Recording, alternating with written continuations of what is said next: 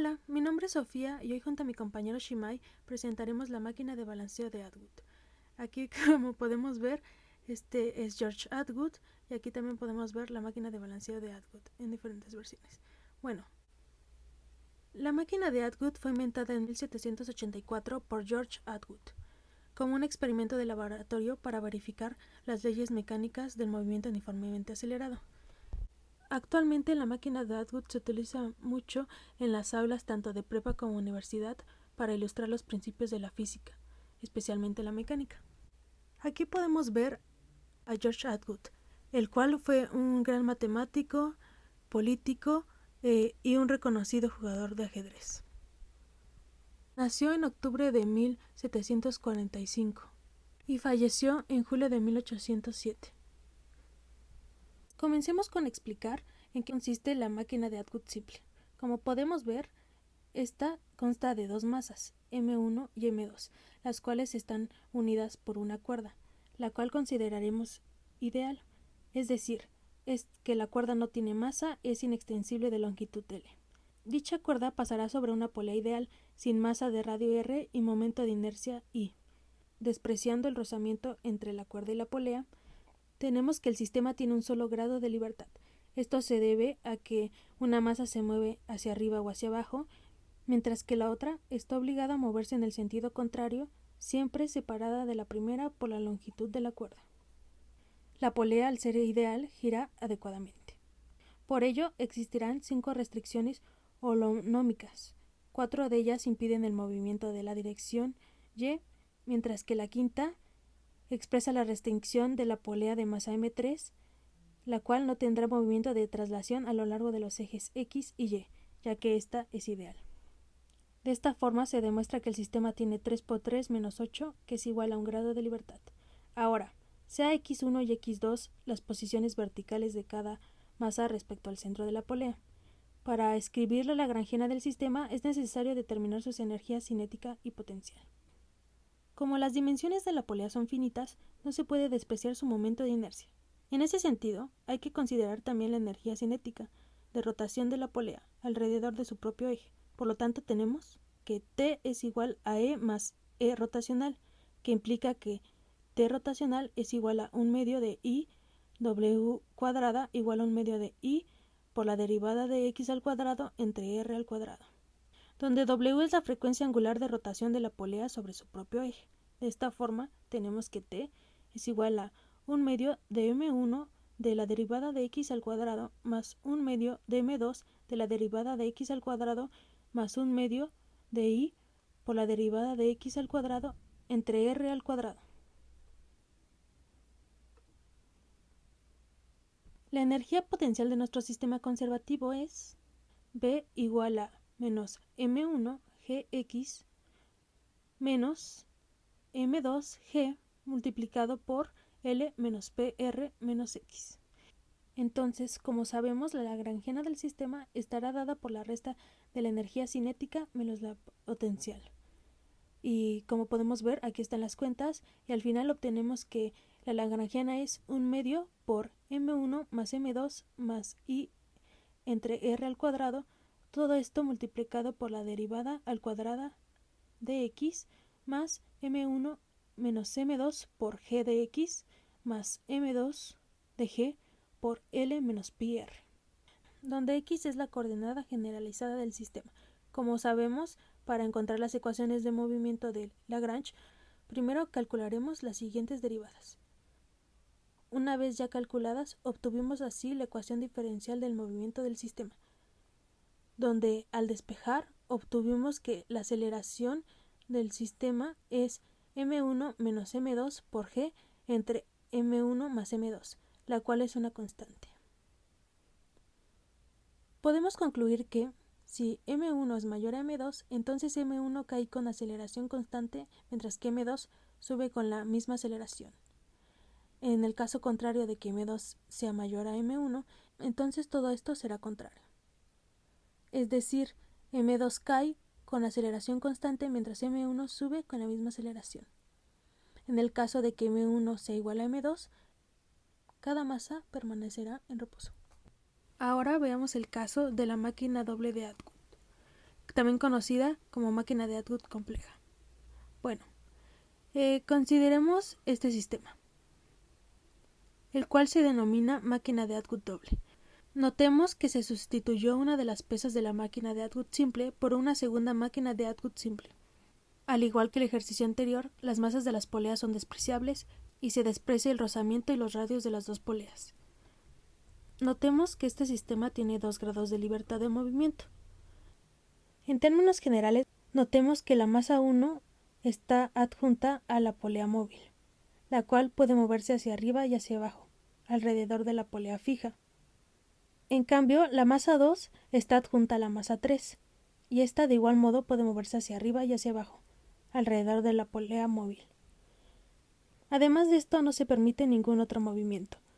Por lo tanto, debe haber 10 restricciones holonómicas. 8 de estas restricciones limitan el movimiento de las 3 masas más la polea móvil a una sola dimensión. 2 restricciones holonómicas conectan las coordenadas X. Es decir, M1, M2 y M3 se mueven solo a lo largo del eje X. Y también consideremos que los cables son inextensibles. Esto nos demuestra que el sistema tiene 3 por 3 menos 7, que es igual a 2 grados de libertad.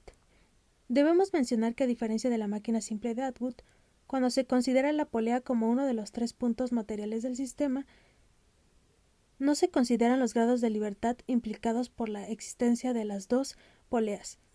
De lo contrario, tendríamos que definir 13 restricciones. Ahora, del diagrama tenemos que x1 es igual a x, x2 es igual a L1 menos x menos pi R1 más x'.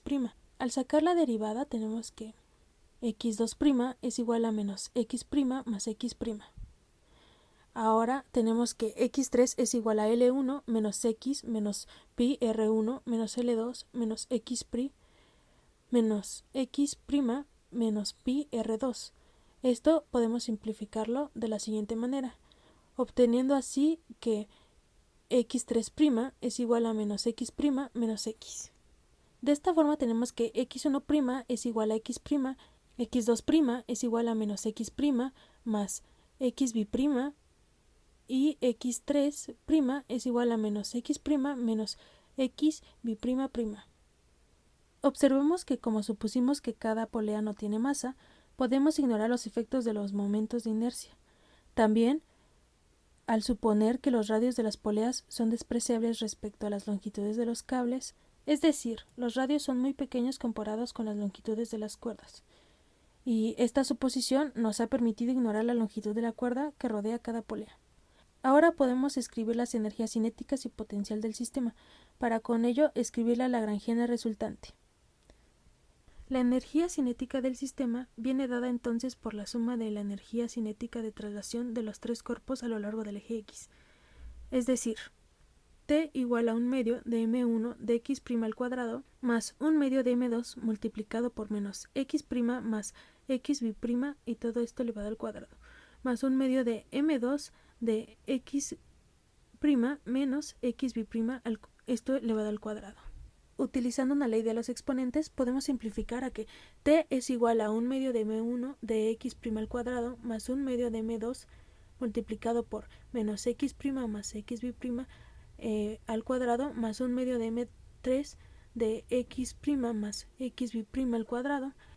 Ahora, para determinar la energía potencial del sistema hacemos el procedimiento habitual, obteniendo así dicha energía. De este modo podemos calcular el lagrangiano, tal que obtenemos esta ecuación.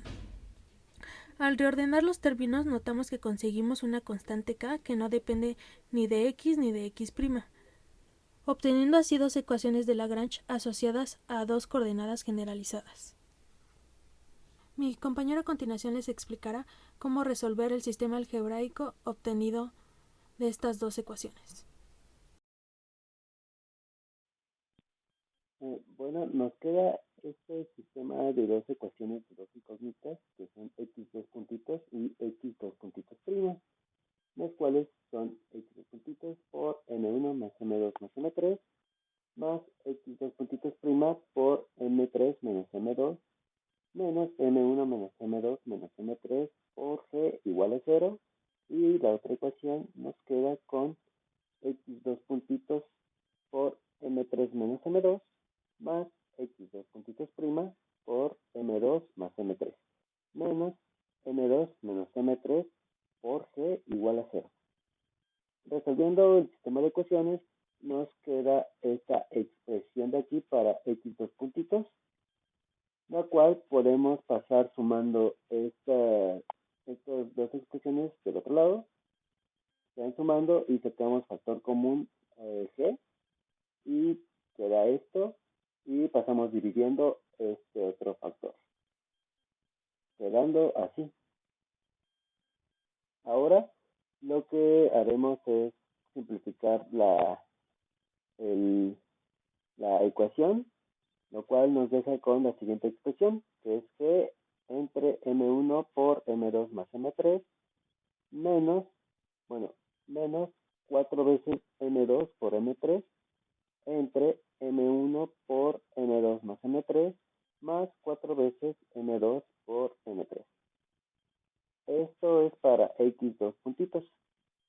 Ahora, para x dos puntitos prima, tenemos que esto es igual a m2 menos m3 dividido entre m2 más m3 por g más x dos puntitos. Lo que haremos aquí es sustituir x dos puntitos con la expresión que ya obtuvimos arriba y sacamos el factor común que es g. Lo sacamos y nos queda aquí que es 1 más la expresión de arriba, la cual pues haciendo la suma nos queda esta expresión que es sumamos lo que está aquí arriba más lo de abajo dividido por lo de abajo igual. Ya queda así, m1 más m3 menos m2 más m3 aquí, más lo de aquí acá, multiplicando por lo de abajo.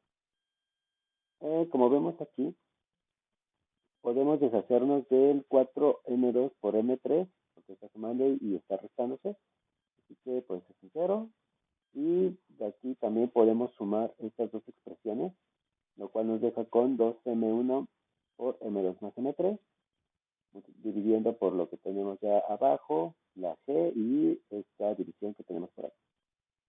Ahora, vemos que podemos deshacernos también del m2 más m3, está multiplicando, está dividiendo, nos podemos deshacer de él y metemos a m2 menos m3 dentro de la ecuación y al final quedamos con que x dos puntitos prima es igual a 2 veces m1 por m2 menos m3 entre m1 por m2 más m3 más 4 veces m2 más 4 veces m2 por m3 y todo eso multiplicado por g. Así que ya tenemos realmente las tres aceleraciones que estábamos buscando. La primera aceleración de la masa 1 o del objeto 1 es x dos puntitos, que aquí ya la tenemos. La aceleración 2 va a ser para el objeto 2 o con masa 2, que es x dos puntitos prima, que es esta, acá está. Y recordemos que estamos hablando de un sistema de dos poleas, en la cual en la polea más baja tenemos ahí dos masas que están, que están en la misma polea.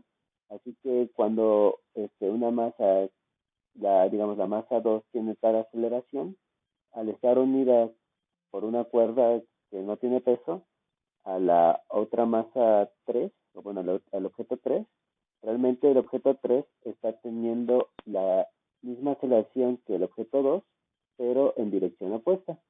Así que lo único que hacemos es cambiar el signo a la aceleración 2 y tenemos ya a la aceleración 3 para el objeto 3.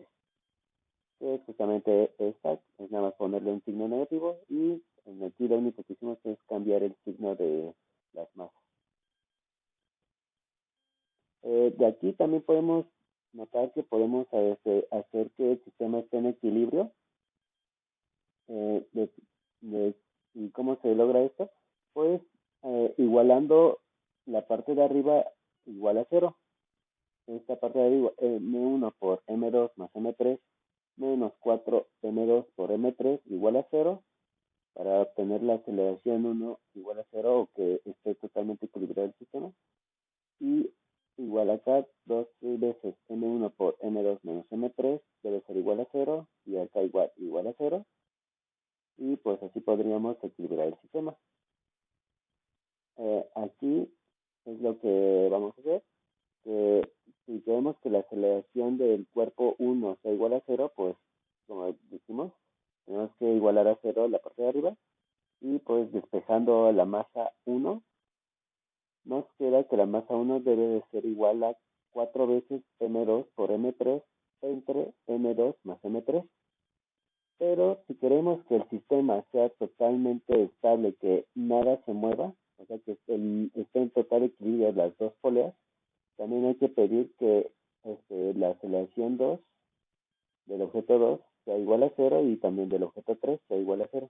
Pero realmente estos se cumplen cuando la masa M2 y la masa M3 son idénticas. Es decir, pues es como tal, como están juntos en una polea sencilla, ese sistema, pues realmente para que esté en equilibrio tienen que tener la misma masa. Entonces a esa misma masa la vamos a llamar M. Entonces en esta ecuación de aquí ya podemos simplificar mucho más la cuenta de que tenemos M2, que ahora es M mayúscula, por M3, que igual es M mayúscula. Entonces tenemos aquí 4 veces M al cuadrado, dividiendo entre 2M, lo cual nos deja con esta expresión que también podemos simplificar aún más, lo cual nos llevaría a que si queremos que el sistema esté en total equilibrio de las dos poleas, necesitamos que la masa M2 sea igual a la masa M3 y que la masa M1 sea igual a la suma de estas dos masas, o sea que sea 2 veces la masa de una de ellas. Bueno, ahora lo que sigue es explorar el siguiente tema, que es la máquina de Atwood oscilante, o también conocido como el balanceo de la máquina de Atwood, la cual también se puede conocer como SAM, la cual es un mecanismo que se asemeja mucho a la máquina de Atwood simple, solamente con la diferencia de que hay un péndulo oscilando en uno de sus extremos. Esto lleva a un sistema caótico, el cual va a depender de ciertas condiciones iniciales que vamos a ver un poco más, un poco después, un poco más tarde, digamos. Este sistema consta de dos masas, una masa M mayúscula, que está confinada a moverse únicamente de arriba a abajo, y una masa M minúscula, que esta va a oscilar libremente. Y ahora vamos a tener que notar que la máquina de Atwood convencional solamente permite soluciones fuera del control. Esto se refiere a que eventualmente una de las masas va a chocar contra la polea, excepto cuando el sistema está en equilibrio. Sin embargo, en la máquina de balanceo de Atwood, esto no sucede. Bueno, cuando M es mayor, M mayúscula es mayor que M minúscula, esto no va a suceder. Esto es debido a que aparece, al estar oscilando el péndulo, una fuerza centrífuga que contrarresta el peso de la masa mayúscula y evita que suceda este problema. También podemos poner como dato curioso de que el SAM, o la máquina de Atwood oscilante, resultó de una tesis de parte de Nicholas Turfilado, en 1988, que se llamaba Miles and Teardrops. Entonces vamos a analizarla con la lagrangiana y pues como tal, esta esta máquina la vamos a ver como si tuviéramos un radio realmente, un radio A, y ya después la vamos a simplificar. Realmente, pues, es un caso de esta misma. Eh, Primero hay que ver que este sistema tiene dos grados de libertad, que va a ser R y θ, ya que vamos a trabajar en coordenadas polares para simplificar la energía cinética. Porque si se fijan, la energía cinética la vamos a tener como la velocidad que tiene esta masa m mayúscula y la velocidad que tiene el péndulo. Pero el péndulo, como está oscilando, pues nos conviene mucho utilizar las coordenadas polares. Y la velocidad en coordenadas polares, pues resulta ser esta misma. Entonces, pues ya la vamos a utilizar aquí. Y además, como estamos hablando de una polea de radio A, pues vamos a agregar también la energía de rotación, la cual es I por R' al cuadrado entre dos veces el radio, que es A al cuadrado. Entonces ya con esto tenemos. Y realmente si queremos utilizar este caso de la polea sin radio, como tal, nada más algo que esté sosteniendo el péndulo, o bueno, en la máquina de Atwood, pues realmente este término desaparece y es lo único que hace. Entonces, la energía potencial vamos a tener que la energía potencial convencional aquí, y como el péndulo está cambiando constantemente, pues vamos a tener que esa energía potencial va a ser menos mcr coseno de teta. Ya que aquí tenemos un ángulo y estamos sacando la energía potencial que se refiere a cada tiempo, ¿no? Cada teta. Entonces ya tenemos todos los ingredientes para formar nuestra Lagrangiana, la cual resulta ser la siguiente. Ahora, teniendo esto, vamos a poder jugar con las ecuaciones de Euler-Lagrange. Tenemos que hacer realmente dos ecuaciones, que es la que va con R y con la que va con teta.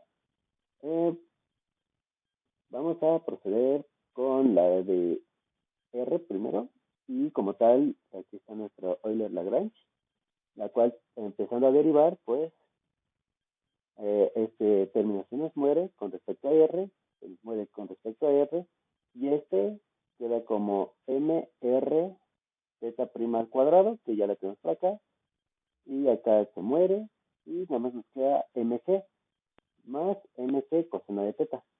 Y del otro lado, que es con respecto a R', y después sacarle otra derivada, pues tenemos que mr', y otra vez le sacamos otra prima, que está aquí. Entonces, otra vez, deriva, se nos muere el 2. mr', sacamos derivada otra vez, y es mr', más, acá también tenemos otro, este 2, se nos muere con este 2, y tenemos que es la inercia con la inercia por R' entre A al cuadrado. Y conseguimos esta ecuación, la cual podemos, como tal, ir agrupando términos de esta forma. Y también podemos utilizar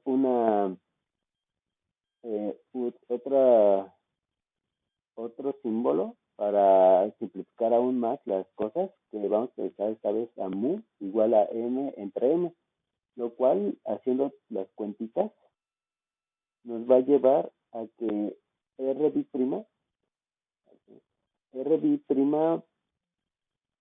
nos va a llevar a que R' por mu más 1 más la inercia entre m por a al cuadrado más la gravedad por mu menos coseno de teta menos rθ' al cuadrado sea igual a 0. Aquí ya conseguimos esta ecuación de movimiento, y nos faltaría sacar la de teta. La de teta es un poco más sencilla al tener menos términos y no ponerse tan loca.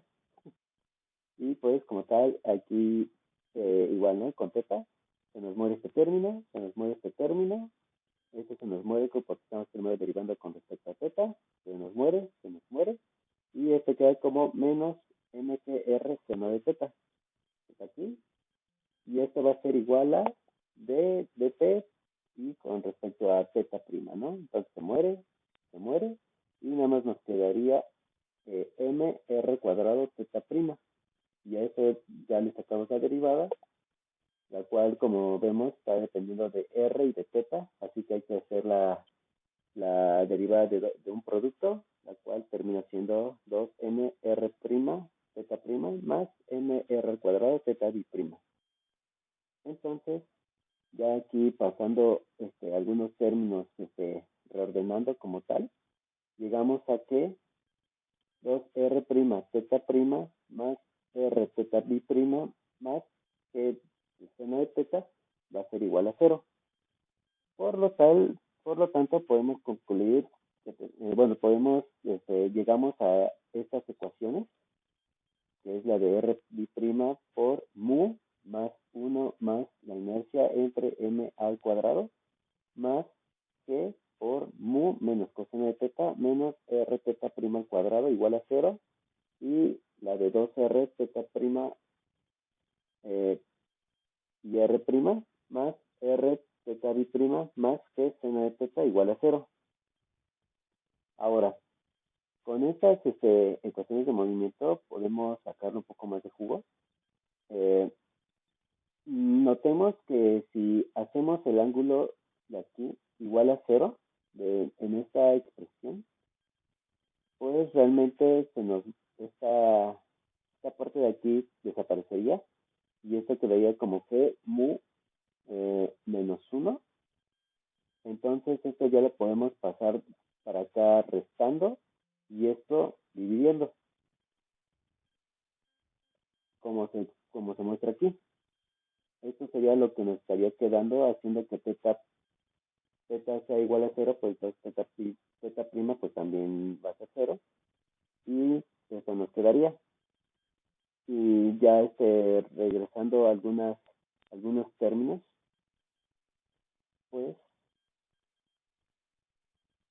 ya regresando lo que corresponde a mu, que si recordamos era m entre m minúscula, pues estaríamos obteniendo esta ecuación, y reordenando los términos llegamos aquí.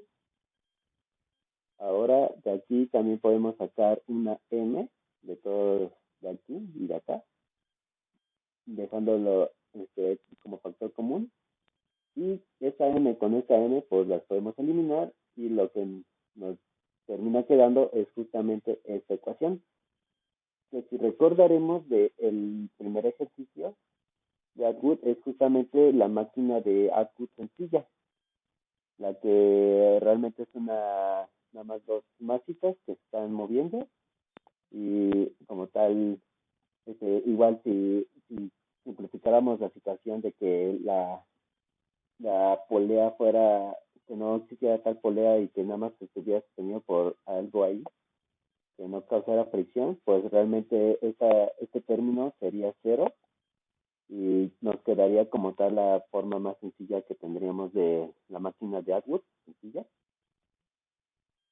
Y también podemos hacer otro análisis de que vamos a centrarnos más que nada en la polea, de cuando la polea tiene radio cero, es decir, que no existe este término de la energía cinética rotacional.